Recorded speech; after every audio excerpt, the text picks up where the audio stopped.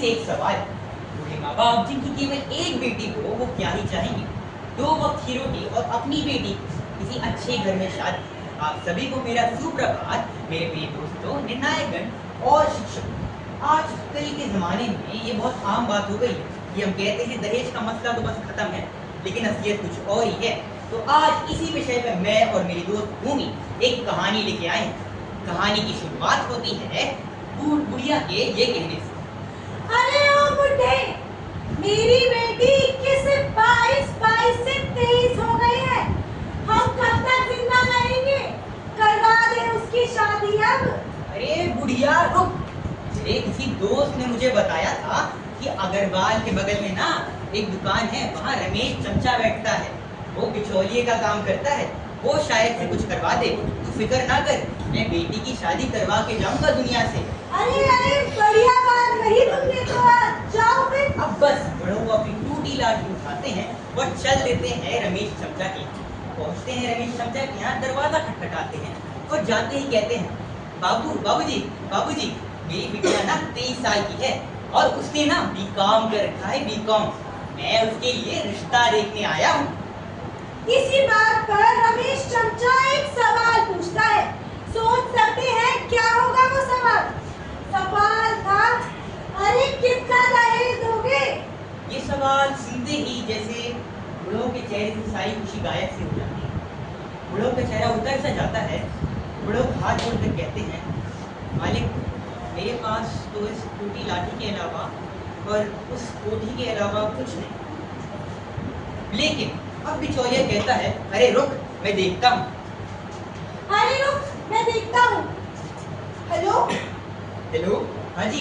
अरे मैंने रिश्ते का कहा था, कुछ हुआ कि नहीं हुआ? मेरा भाई घर पे पड़ा हुआ है इतने दिन से। रिश्ते की आपको कब कहा था मैंने? अरे रुकिए, अभी एक बाप अपनी बेटी का रिश्ता लेकर आया है। उसकी बेटी बीकॉम पास है, बीकॉम पास, और कह रहा था कुछ दहेज भी दे देगा। तो बताओ, रिश्ता मंजूर करूं कि नहीं? अब थोड़ी देर में बिचौलिया बुढ़ों को अपने दफ्तर बुलाता है और कहता है, बैठो यार। बिचौलिया कहता है कि आओ, बधाई हो, खुशखबरी है, खुशखबरी। तुम्हारी बेटी का रिश्ता आया है, रिश्ता। लड़का खानदानी है, स्प्लेंडर है उसके पास, स्प्लेंडर। लेकिन एक दिक्कत है, उस लड़के की पहले एक बार शादी हो चुकी है।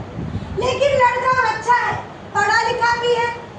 अब बुढ़ो थोड़ी देर सोचते हैं और मन में कहते हैं कि अगर आज मेरी बेटी की शादी नहीं हुई, वो तो पहले से ही 23 की हो चुकी है, तो शायद कभी ना हो पाए। यही सोचकर आखिरकार वो भी एक बाप है, यही सोचकर वो कह देते हैं, बाबूजी चलिए ठीक है, कल शाम का बोल दीजिए, आ जाएंगे घर पे। अच्छा, ठीक है, मैं बोल देता हूँ उन्हें। अब बुढ़ा को तो जैसे फूले नहीं समा रहे थे, दौड़ते हुए अपने घर पहुंचते हैं और दरवाजा खटखटाते हैं। कहते हैं, अरे वो बुढ़िया, जरा मुंह तो मीठा कर चीनी से, अरे जल्दी आ। अरे क्यों टकरा रहे हो? आ रही हूँ। क्या हो गया, इतनी उम्र में चीनी मांग रहे हो? अस्पताल के बिस्तर के चक्कर लगाने हैं क्या तुम्हें? अरे बिटिया, अरे बुढ़िया, तुमको नहीं पता क्या हुआ है? हमारी बिटिया के लिए रिश्ता आया है और लड़का पता है, पढ़ा लिखा है और स्प्लेंडर भी है। अरे वाह, तुम तो चीनी खाओ। मेरे को इतनी अच्छी खबर सुनाई, मेरे तो कान ही अच्छे हो गए। बस कर। अब सुन, चाय वाय के लिए इंतजाम कर ले सब चीज का। जी ठीक है। अब अगले ही दिन दरवाजे में दस्तक होती है।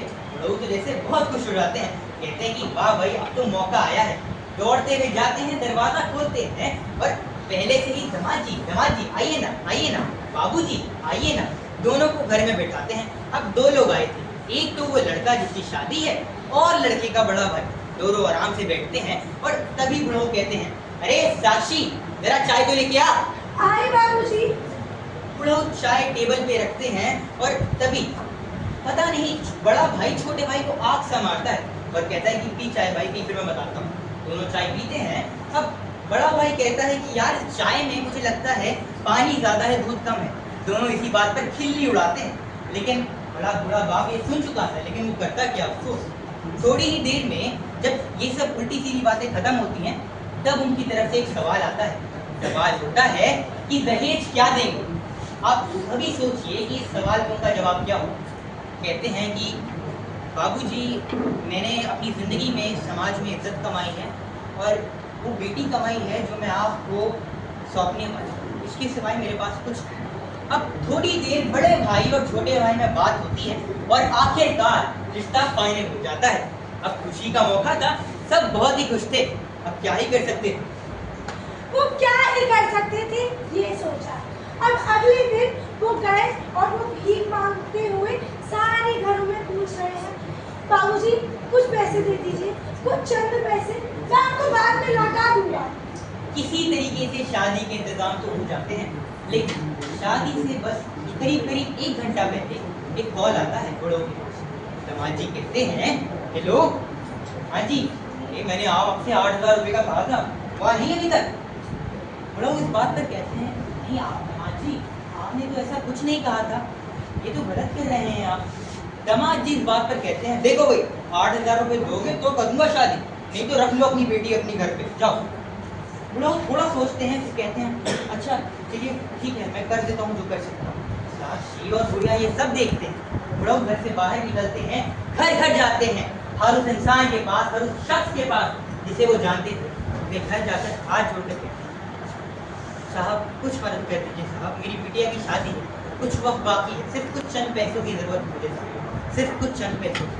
किसी तरीके से इंतज़ाम तो हो जाता है और शादी भी फाइनल हो जाती है। लेकिन अब फिर एक दिक्कत आती है, करीब करीब सिर्फ 1 महीने बाद। अब जैसे कि शादी हो चुकी थी, बूढ़े माँ बाप तो फूले नहीं समा रहे थे। सिर्फ लगभग समझ लीजिए 1-2 हफ्ता ही हुआ होगा कि बाप के पास एक कॉल आता है। हेलो, हेलो जी, आपकी बेटी अस्पताल में है। ऐसा क्या हो गया उसको? अरे वो कमीने, उन्होंने आपकी बेटी को रात को जला दिया। ये सुनते ही वो दौड़ते हुए घर पहुंचते, दौड़ते हुए अस्पताल पहुंचते हैं। वहां जाकर अपनी बेटी के हालात देखते हैं। बेटी जली हुई थी, पूरे बदन के निशान थे, पूरा बदन लाल हो रखा था, उनकी आंखों से जैसे आंसू रुक नहीं रहे थे। बड़ी मुश्किल से वो अपने आप को संभालते हैं और जाकर सवाल करते हैं पड़ोसियों से। कहते हैं कि ऐसा क्या हुआ मेरी बिटिया के साथ? एक समझदार और ईमानदार पड़ोसी आकर कहता है, बाबूजी आपकी बिटिया के साथ वो लोग बहुत गलत करते थे, वो लोग उसे डेली परेशान करते थे, रोज डांटते मारते पीटते थे। एक कारण था सिर्फ, उनको स्कूटी चाहिए और आपकी बिटिया नहीं चाहती थी कि आप परेशान। लोग ये सोचकर अपने आप से नहीं रोक पाते और बिटिया के पास जाकर बैठ जाते हैं, बिटिया का हाथ थामते हैं और उसकी जो पायल होती, पायल निकाल कर अपनी गुड़िया को देते हैं और कहते हैं कि ये ले रख ले, हो सकता है छोटी के काम है। अब आखिर में वो अपनी बिटिया का हाथ पकड़कर वहीं आंखें नम, और यहीं से हमारी कहानी खत्म हो जाए। लेकिन मेरे दोस्तों, इसी से केवल कहानी नहीं, ये हमारे समाज की सच्चाई है। आज भी हर साल लगभग 6,000 केसेस ऐसे आते हैं और ना जाने कितने दर्ज भी ना होते। हर एक दुल्हन सजती है तो उसके मरने पर जब उसकी चिता सजाई जाती है तो उसके साथ अंत होता है, उसके साथ हमारी इंसानियत भी राख हो जाती है। सोचिए कि क्या एक इंसान की कीमत सिर्फ रेफ्रिजरेटर, टीवी या कुछ चंद पैसे है? तो उत्तर है नहीं, ये सब ही मानसिकता है, एक ऐसी मानसिकता जिसने कई लड़कियों की जान ली। अभी पिछले सिर्फ 2 हफ्ते में अगर मैं आपको बताऊं तो ऐसे 100 केसेस आए होंगे। मेरे दोस्तों, अगर इसे हमें सुलझाना है तो शुरुआत होती है खुद से, मुझसे, आपसे और यहाँ बैठे सभी लोग। बहुत बहुत धन्यवाद आपके